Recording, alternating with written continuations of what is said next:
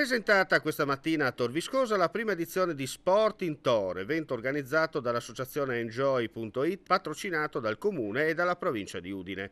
Consuelo Modesti, presidente di Fare Donna Friuli Venezia Giulia, oggi supplente dell'organizzatore, ha presentato a stampa e simpatizzanti la manifestazione assieme al sindaco di Tor Viscosa, Roberto Fasan.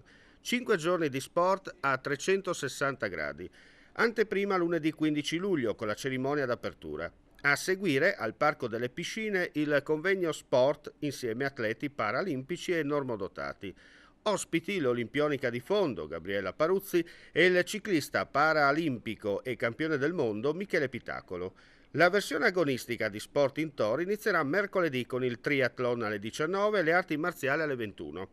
Giovedì toccherà basket, mountain bike e tennis. Venerdì, oltre a basket e tennis, si svolgerà la spettacolare polo canoa e sarà presentata la 5 miglia. Sabato e domenica il gran finale dall'alba al tramonto, con le semifinali e finali dei tornei. Entrano in scena il calcio in gabbia, l'hockey in carrozzina e il volley in carrozzina. Sport in Tor, una scintilla che possa attivare tutto per una sfida comune.